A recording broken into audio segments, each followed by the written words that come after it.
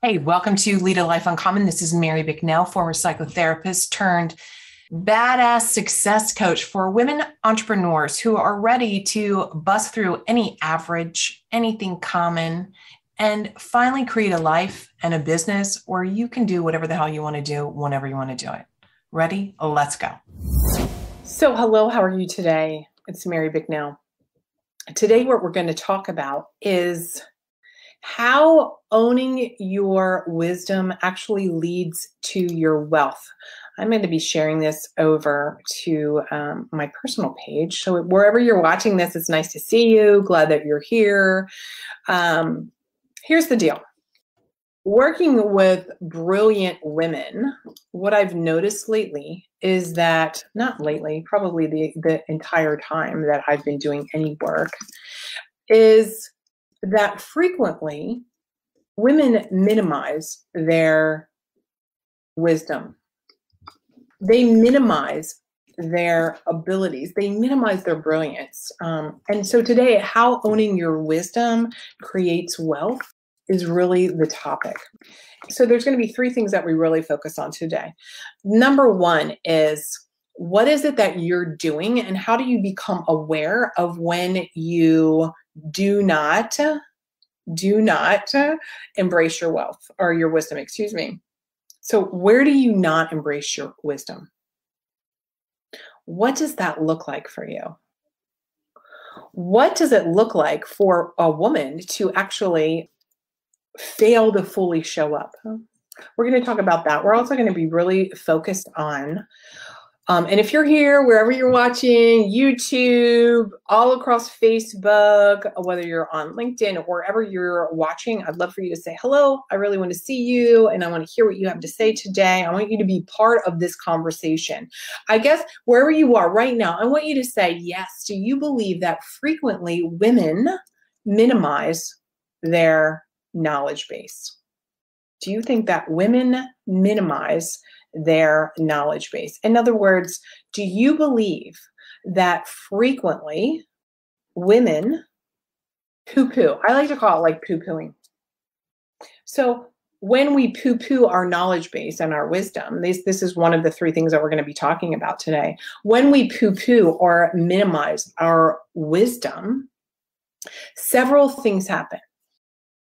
Number one is, well, first of all, if we want to create wealth, we're not going to be showing up in a way that is demonstrative of saying, I know what the hell I'm talking about. I can help you.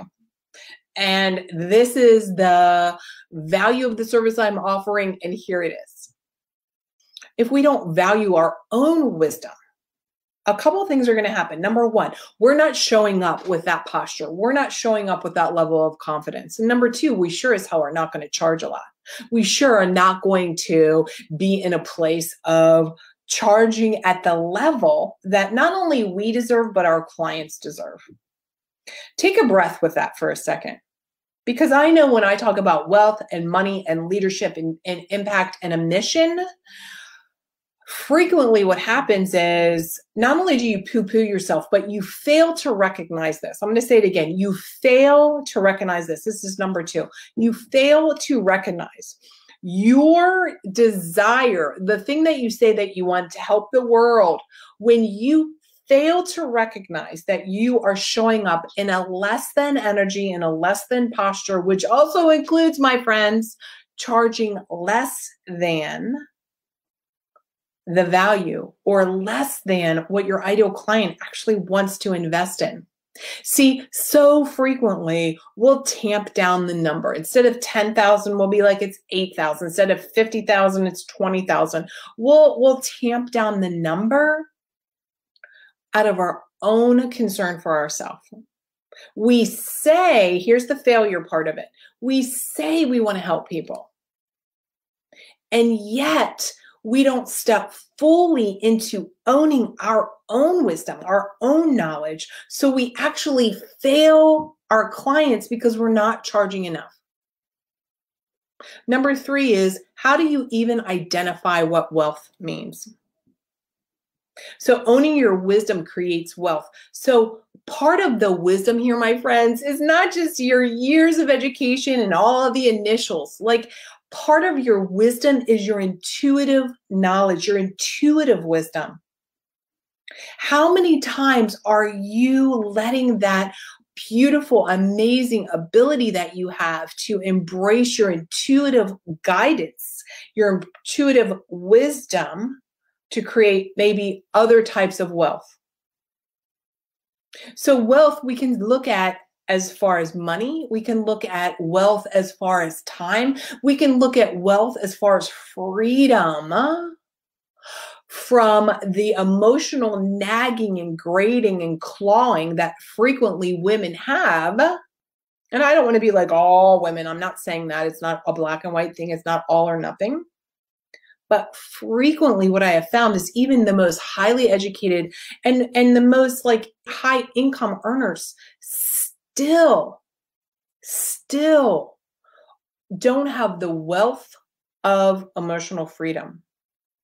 So my brand, Bold Life and Biz, is really about, and when I teach high level mindset in the Regret Proof Life, we really look at wealth from the perspective of financial, time, and emotional freedom. Think about the wealth of emotional, like emotionally wealthy. That means you embrace your knowledge, you embrace your wisdom, and you can honor and trust yourself, your intuitive abilities. You're knowing that you know that you know, and you eliminate your worries about judgment of other people. See, when you own your wisdom, that emotional wealth comes when you can release the worries about what other people are saying. It doesn't even matter about what they're saying. It becomes so irrelevant because you recognize that they are reacting to whatever you're doing in the world, showing up out of their own stuff. They need to own their side of the street and you need to own your side of the street. That emotional wealth is so invaluable. And until you have that, it really becomes nearly impossible. It's the truth. I'm going to tell you, like, here is the bold truth moment.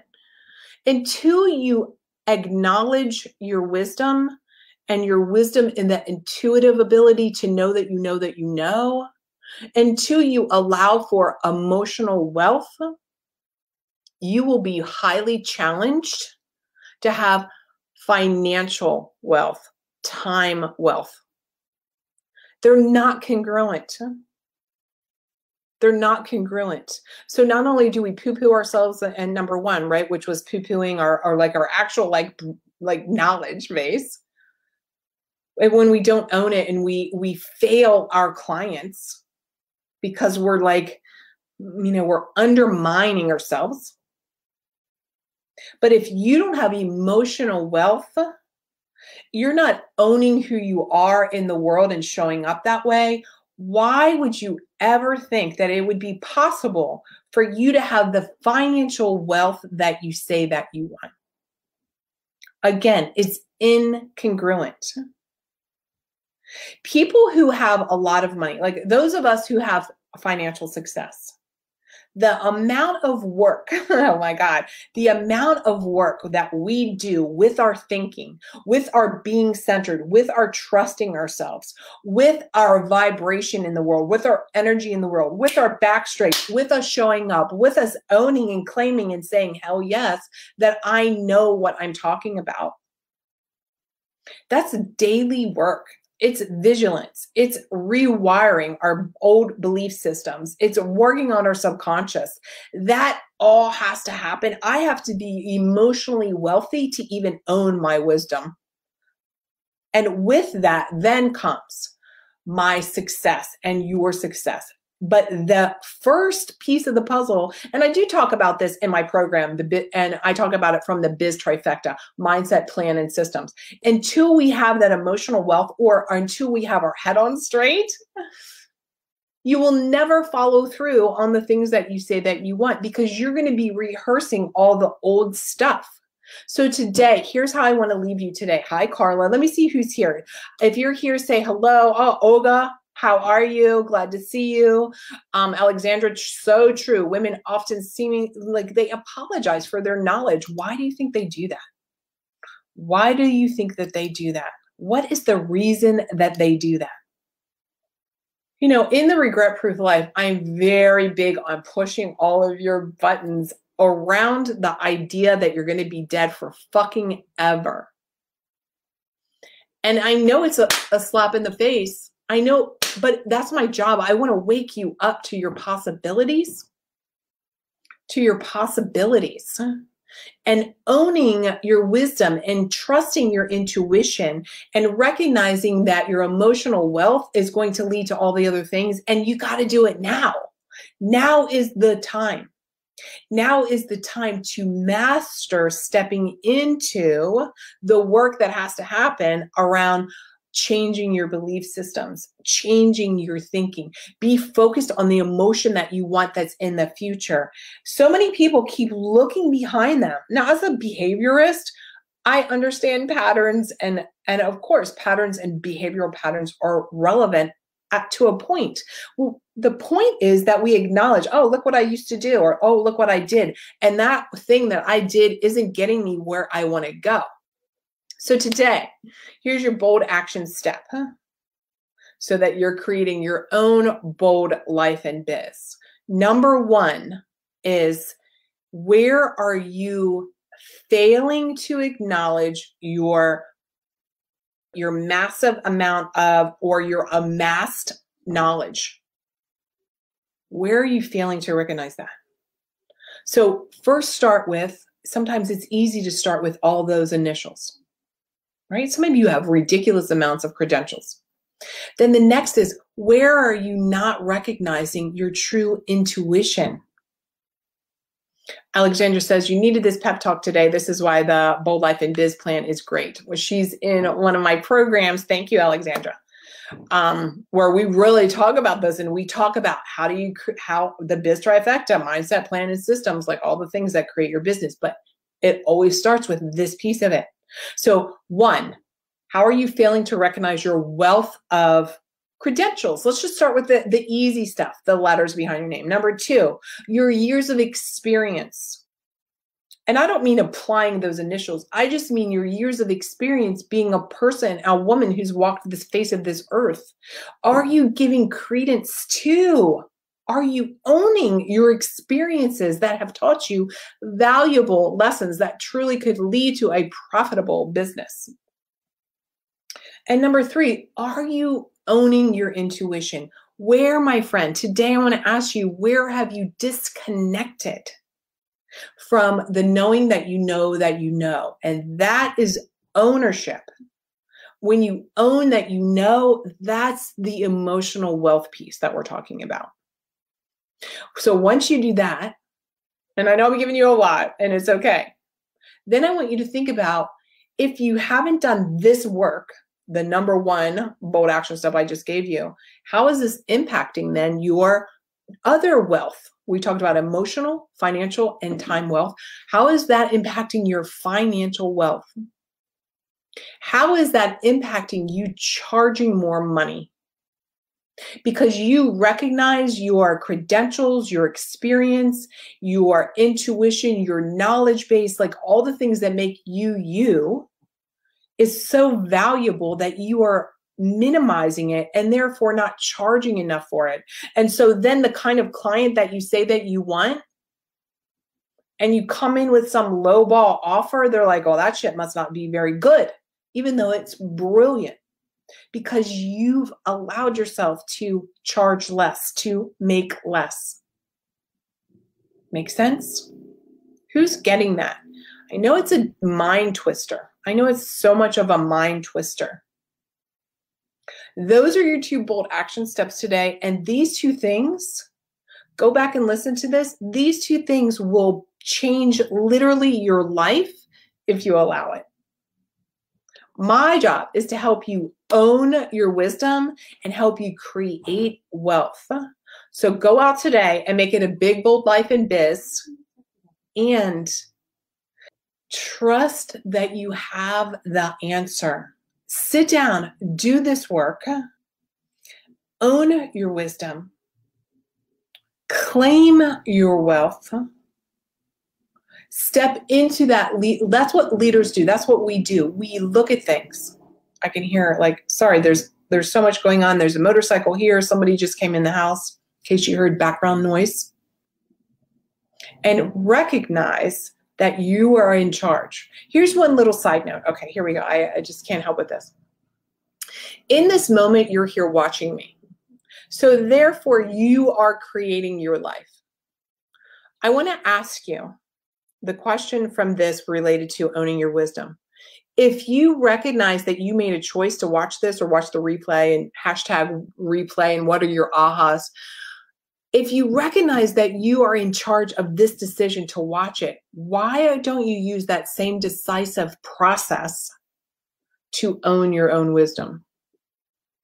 Have you ever made those connections that if you're able to watch this right now, you've made the decision to do that, which means that you're in charge. So guess what? You get to be in charge of owning your wisdom, making the changes in your life. You're in charge and you have the choice to create what you want. You have the choice for wealth. You have the choice for wealth. Say it with me right now. I choose wealth. Say it again. I choose wealth. Say it again. I choose emotional wealth. Say it again. I choose emotional wealth. Say it again. I choose emotional wealth. And from that, I will have time and financial wealth. Say it with me. I choose emotional wealth. And from that, I will have time and financial wealth. Watch this again. Do the exercises and share with me how much this impacts you, because I know it does. Enjoy the rest of the day. Bye. Hey, thanks for listening to Lead a Life Uncommon. I am so excited and pumped out of my mind for you. My job, my goal, my mission is to help you create the life that allows you to jump out of bed every single morning. And I know a lot of it comes from your thinking. I want to give you a little something. Head over to marybicknell.com/podcast. I want to give you the guide to your hidden thoughts about money and success. Inside, you're going to get some ahas about what might be holding you back from creating all the financial abundance that you want. We'll talk soon. Bye now.